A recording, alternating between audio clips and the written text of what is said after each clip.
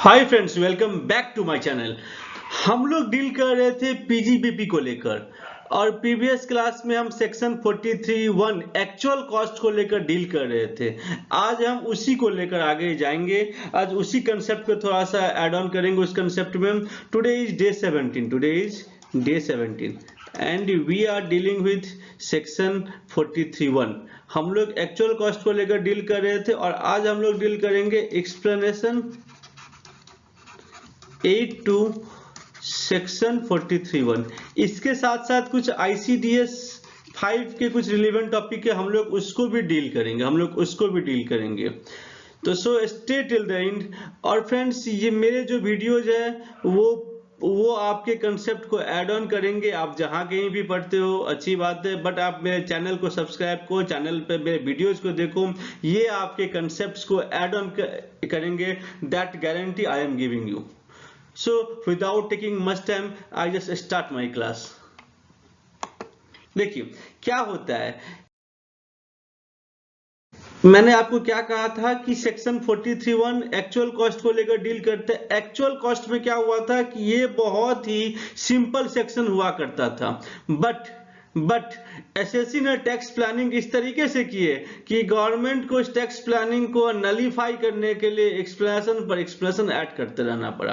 तो आज हम लोग एक ऐसा ही एक इंटरेस्टिंग केस देखेंगे कि किस तरीके से रिलायंस के टैक्स प्लानिंग को नलीफाई किया गया इस एक्सप्लेनेशन के थ्रू। देखिए क्या होता है ना कि आजकल सब कोई लोन लेके बिजनेस करते हैं। तो क्या होता है कि आपने यदि लोन लिया, loan taken to acquire capital assets, आपने प्लांट मशीनरी के लिए या बिल्डिंग के लिए आपने लोन लिया। अब मान के चलिए कि आपने प्लांट मशीनरी के लिए आपने लोन लिया है।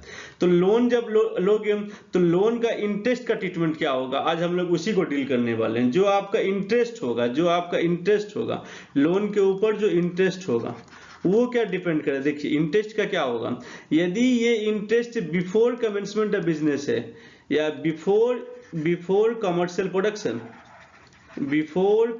Production, before starting of commercial production, आपने जो लोन लिया था और इससे जो आपने एसेट्स बाई किए थे, यदि वो कमर्शियल प्रोडक्शन में नहीं यूज हुआ है, अभी तक ये पुट टू यूज नहीं हुआ है या कमर्शियल प्रोडक्शन अभी तक नहीं आया है, जब तक ये कमर्शियल प्रोडक्शन स्टार्ट नहीं करता है, उसके पहले जो कुछ भी आपका इंटरेस्ट कंपोनेंट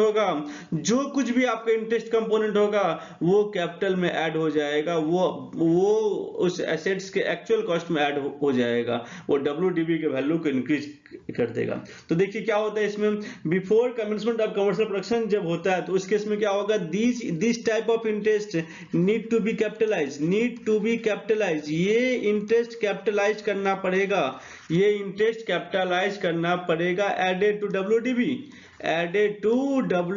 ये आपके WDV में ऐड हो जाएगा। एक केस हुआ था, ये एक सुप्रीम कोर्ट का जजमेंट था, ये केस हुआ था। इस केस का नाम था चालापैली शुगर मिल्स लिमिटेड, चालापैली।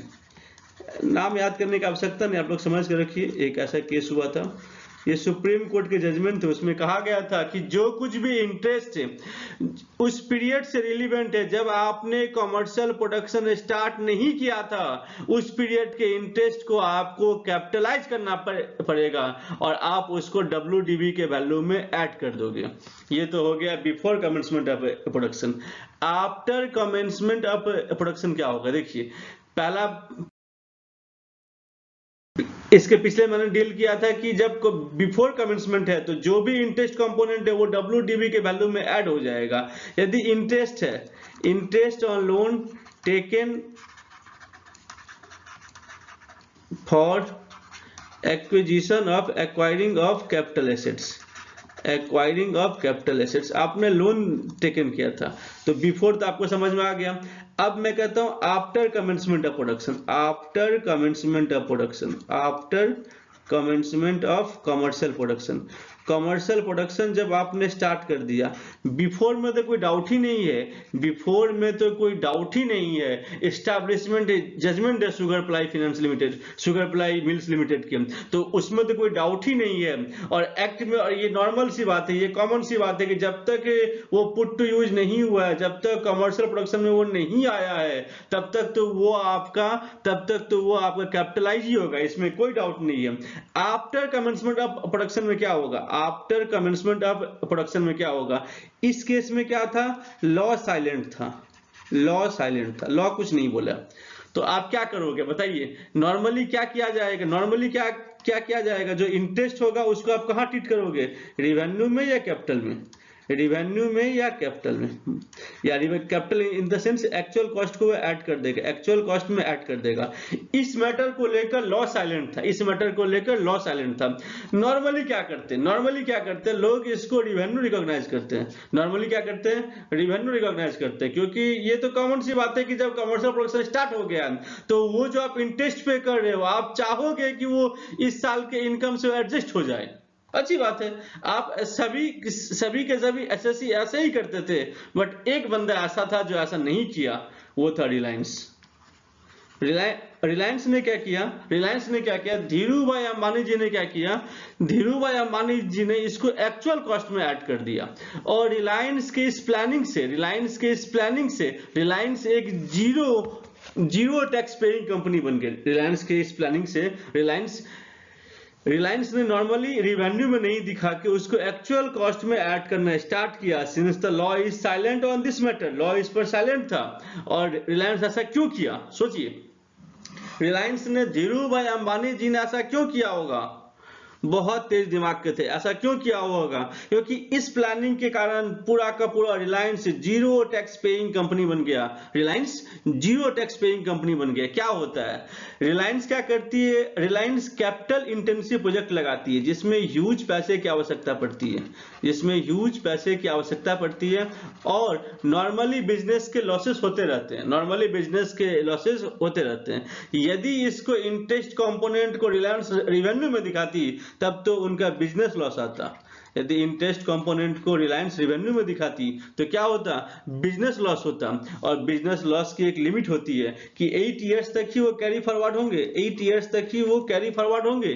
8 इयर्स के बाद वो कैरी फॉरवर्ड नहीं होते हैं, उसके बाद वो लैप्स हो जाता है।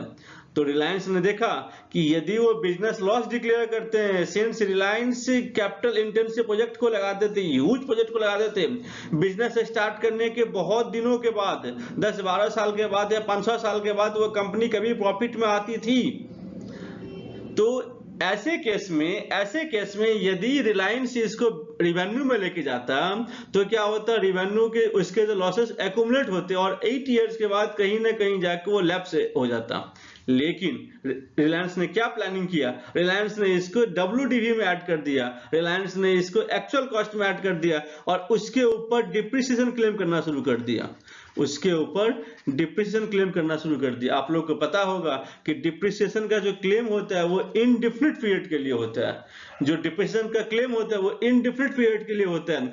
डिप्रिसिएशन को आप कैरी फॉरवर्ड कर सकते हो जब तक बिजनेस, इनडिफिनिट पीरियड के लिए आप उसको कैरी फॉरवर्ड कर सकते हो। और डिप्रिसिएशन का एडजस्टमेंट आप अदर इनकम से भी कर सकते हो, डिप्रिसिएशन का एडजस्टमेंट आप अदर इनकम से भी कर सकते हो। तो रिलायंस के इस प्लानिंग से Reliance has become the zero tax company. Government को ये पसंद नहीं आया, और गवर्नमेंट ने क्या किया, रिलायंस के इस टैक्स प्लानिंग को नलीफाई करने के लिए, गवर्नमेंट ने रिलायंस के इस टैक्स प्लानिंग को नलीफाई करने के लिए एक्सप्लेनेशन 8 आन दिया गया है। देखिए क्या लिखा, लिखिए आप लोग भी लिखिए, government nullified Reliance tax planning by inserting explanation 8 to section 43(1).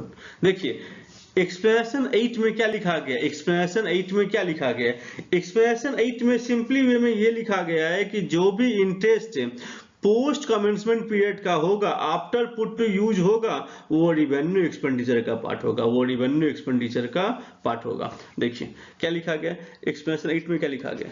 मैं अपने लैंग्वेज में मैंने पहले भी वीडियो में कहा था कि मैं लॉ के लैंग्वेज को नहीं बोलता हूं, मैं लॉ के लैंग्वेज को सिंप्लीफाइड वे में, कैप्सूल फॉर्म में, इजी टू अंडरस्टैंडेबल फॉर्म में, लूसिड लैंग्वेज में आपके सामने प्रेजेंट करता हूं ताकि आपको वो समझ में आ सके। तो क्या किया गया एक्सप्लेनेशन 8 में, क्या लिखा गया, interest for period, interest for period after put to use shall be treated as revenue expenditure, revenue expenditure। समझ में आया। तो एक्सप्लेनेशन 8 में क्या लिखा गया, जो इंटरेस्ट उस पीरियड के जो आफ्टर पुट टू यूज होता है वो रिवेन्यू एक्सपेंडिचर का पार्ट होगा, वो रिवेन्यू एक्सपेंडिचर का पार्ट होगा। समझ में आया, वो रिवेन्यू एक्सपेंडिचर का पार्ट होगा। एक आपका सेक्शन है सेक्शन 3613, सेक्शन 3613 ये क्या कहता है, ये कहता है ये 3613 क्या है, डिडक्शन फ्रॉम पीजीपीपी, पीजेपीपी से क्या क्या लेस होगा, पीजीपीपी से क्या क्या लेस होगा। इस सीरीज में बहुत सारे आते हैं। इसमें आपका section 36(1) subsection section 36 subsection 1 clause 3 ये कहता है कि interest on capital borrowed for the purpose of business, ये जो होगा ये इसका छूट मिलेगा सेक्शन 36(1)(3) में। तो ये जो इंटरेस्ट एक्सप्रेशन क्या कहता है, जो इंटरेस्ट का छूट मिल रहा है आपको पोस्ट कमेंसमेंट पीरियड या after put to use, interest for the period after put to use, वो रिवेन्यू एक्सपेंडिचर होगा and can be claim deduction under section 36(1)(3). तो जब ये एक्सप्रेशन ऐड किया गया, जब ये एक्सप्रेशन ऐड किया गया तो उसमें उसको इसमें 36(1)(3) के अंदर में कवर लिया गया, इंटरेस्ट ऑन कैपिटल बोरोड। देखिए क्या लिखा गया, आप लोग मेरे साथ लिखिए, आपका अंडरस्टैंडिंग के लिए अच्छा रहेगा। Interest on capital borrowed for the purpose of business, for the purpose of business shall be allowed as revenue expenditure, as revenue expenditure। समझ में आ गया, इसको ऐड किया गया, साथ में इसमें एक प्रोविजो भी ऐड किया गया, इसमें एक प्रोविजो भी ऐड किया गया। प्रोविजो क्या बोला गया, प्रोविजो क्या बोला गया कि interest for the period before put to use shall be capitalize. इसमें एक प्रोविजो ऐड किया गया, क्या लिखा गया, interest before put to use, before put to use shall be added to actual cost of asset, shall be added to actual cost of assets, वो आपके assets के एक्चुअल कॉस्ट में ऐड किया जाएगा। ये भी आपका कहा गया, ये भी आपका इसमें कहा गया है कि उसके एक्चुअल कॉस्ट ऑफ एसेट्स में ये ऐड किया जाएगा। समझ गए। प्रोविजन मतलब क्या होता है, प्रोविजन मतलब होता है exception to the law. Law में जहां कहीं भी प्रोविजन लिखा है इसका मतलब हो गया कि जो प्रोविजन को एक्सप्लेन किया गया, जिस सेक्शन में लिखा गया है, ये उसका एक्सेप्शन है। क्लियर हो गया। तो एक्सप्रेशन 8 आपके सामने क्लियर है। एक बार मैं फिर से आपको एक टेबल फ्रेम में बोलता हूं, क्या लिखा मैंने आपको, क्या कहा था, interest before put to use, interest before put to use, जो interest before put to use, देखिए क्या आएगा, क्या आ गया, interest before put to use, जो पुट टू यूज से पहले का इंटरेस्ट है वो क्या होगा, कैपिटलाइज्ड होगा, कैपिटलाइज्ड होगा, added to actual cost, added to actual cost. तो ये आपका WDV में ऐड हो जाएगा, WDV में ये ऐड हो जाएगा। समझ गए। और interest after put to use, interest after put to use, ये क्या होगा, put to use, interest after put to use, जो low interest on loan taken for the purpose of acquiring of assets में उसके इंटरेस्ट की बात कर रहा हूं। Interest after to put to use of assets, उस केस में क्या होगा, उस केस में देखिए क्या होगा, उस केस में आपका ये रिवेन्यू एक्सपेंडिचर माना जाएगा, रिवेन्यू एक्सपेंडिचर माना जाएगा।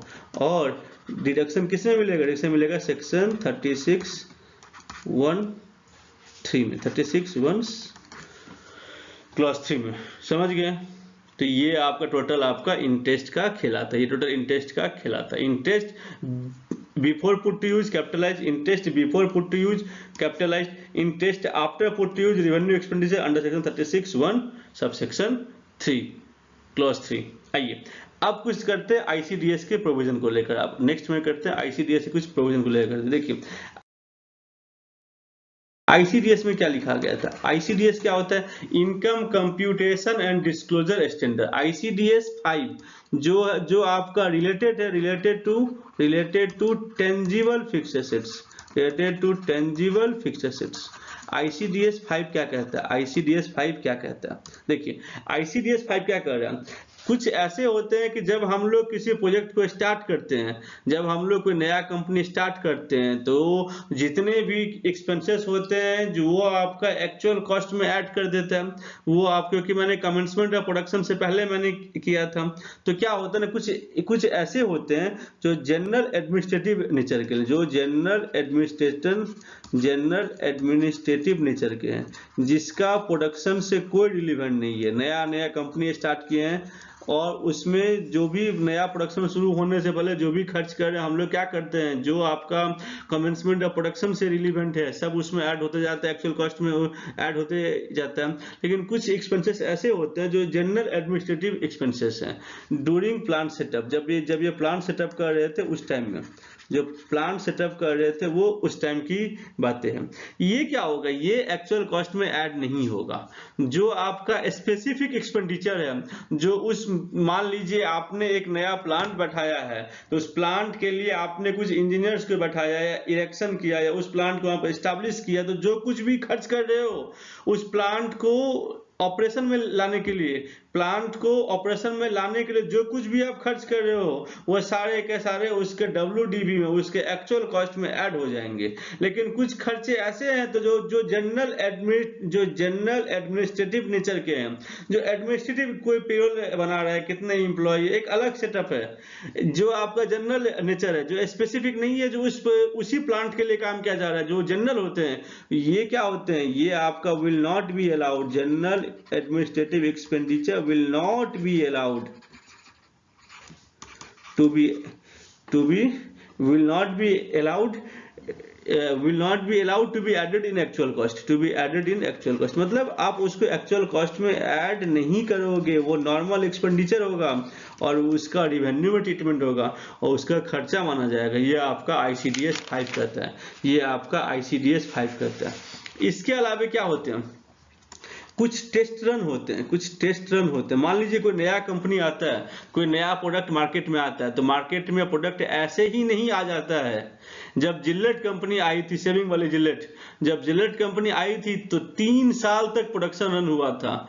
प्रोडक्ट बनाते थे, मार्केट में सर्वे के लिए भेजते थे, वो 3 साल तक वो रन हुआ था। ऐसे ही जब कोई प्रोडक्ट आता है, कोई भी नया प्रोडक्ट मार्केट में लॉन्च होता है, तो इमीडिएटली लॉन्च नहीं हो जाता है, उसका पहले टेस्ट रन होता है। टेस्ट रन से देखा जाता है कि ये ठीक हुआ या फेलियर हो गया, या इसको लोग पसंद कर रहे हैं या नहीं कर रहे हैं। तो जो भी टेस्ट रन के एक्सपेंडिचर होंगे,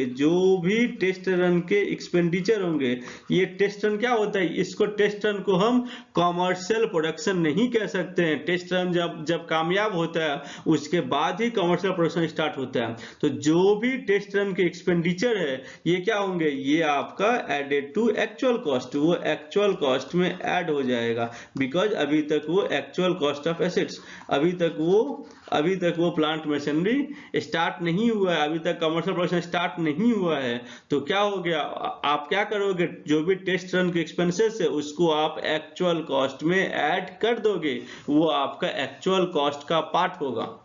एक बात और, आपने जो टेस्ट रन में जो प्रोडक्ट आपने बनाए थे, आपने उसको सेल किया, सपोज कीजिए, से फॉर एग्जांपल आपने टेस्ट रन में आपने खर्च किया था 1 लाख रुपीज, और जो आपको प्रोडक्ट बनाया उसको आपने 10,000 रुपीज में सेल कर दिया। ठीक है, तो क्या होगा, जो आपने 10,000 में जो आप सेल किए हो वो एक्चुअल कॉस्ट से रिड्यूस्ड हो जाएगा, वो आपका एक्चुअल कॉस्ट से रिड्यूस्ड हो जाएगा, क्योंकि अभी तक कमर्शियल प्रोडक्शन स्टार्ट नहीं हुआ है। तो टेस्ट रन से यदि कुछ सेल प्रोसीड्स आता है, तो ये क्या होगा, वो आपका एक्चुअल कॉस्ट से लेस हो जाएगा, less sale proceeds of test run, sale proceeds of test run. समझ गए? देखिए फिर से बोलते हैं, क्या होता है आईसीडीएस क्या करता है, जब जो कुछ भी जनरल एडमिनिस्ट्रेटिव एक्सपेंसेस होते हैं जो स्पेसिफिक नहीं रिलेवेंट है प्लांट के एस्टेब्लिशमेंट से या प्लांट के to make the plant effective, to make the plant operational, जो उससे रिलेवेंट नहीं है, ऐसे जो कुछ भी कॉस्ट होते हैं वो जनरल नेचर के होते हैं। और क्या किया जाता है, जो जनरल नेचर के एक्सपेंसेस हैं वो कभी भी एक्चुअल कॉस्ट में ऐड नहीं होते हैं, they are to be treated as revenue expenditure, उसको रेवेन्यू एक्सपेंडिचर माना जाता है और हम लोग उसको एक्चुअल कॉस्ट में ऐड नहीं करेंगे। ऐसे ही क्या होता है, जब कोई नया कंपनी कमर्शियल प्रोडक्शन स्टार्ट करता है उसके पहले कुछ ना कुछ टेस्ट रन करता है, जो टेस्ट रन कर रहा है, जो बार बार ट्रायल एंड रन होते हैं, इस बार प्रोडक्ट को निकाल रहा है, ये इसका क्वालिटी ठीक है नहीं है, लोगों की डिमांड है या नहीं है, ये सैंपल कैसा होना चाहिए, जो टेस्ट रन होता है, ह्यूज मात्रा में टेस्ट रन होता है। तो जो टेस्ट रन के जो एक्सपेंडिचर्स होते हैं वो भी आपका उस एसेट्स के एक्चुअल कॉस्ट में ऐड हो जाएगा, क्योंकि अभी तक कमर्शियल प्रोडक्शन स्टार्ट नहीं हुआ है। समझ गए? और जो टेस्ट रन से जो प्रोडक्ट आए थे उसको जो सेल करते हैं वो एक्चुअल कॉस्ट से लेस होता है, वो डब्ल्यूडीवी के वैल्यू को कम कर देता है। टेस्ट रन एक्सपेंडिचर डब्ल्यूडीवी के वैल्यू को ऐड कर देता है और टेस्ट रन का जो सेल प्रोसीड्स होता है वो डब्ल्यूडीवी को लेस कर देता है। तो थैंक यू फ्रेंड्स, आज इतना ही। आज मैंने बहुत छोटा क्लास किया बट आज इतना ही। आज हम लोग ने डील किया एक्सप्लेनेशन 8 को लेकर कि इन टेस्ट कंपोनेंट क्या होगा, रिलायंस के प्लानिंग को किस तरीके से नलीफाई करने के लिए एक्सप्लेनेशन 8 को लाया गया था, किस तरीके से इसको 36 जो रेवेन्यू एक्सपेंडिचर है 36(1)(3) में इसको एक्सपेंडिचर ट्रीट किया गया था। और इसके अलावा हम लोगों ने आईसीडीएस को भी ट्रीट किए थे, जो किस तरीके से general administrative expenses as a part of ये आपका जो एक्चुअल कॉस्ट में ऐड नहीं होता है वो रेवेन्यू एक्सपेंडिचर का पार्ट होता है। और टेस्ट रन के जो सेल प्रोसीड्स होते हैं वो आपका डब्ल्यूडीवी से लेस होगा और टेस्ट रन के जो एक्सपेंडिचर होता है वो डब्ल्यूडीवी से ऐड होगा।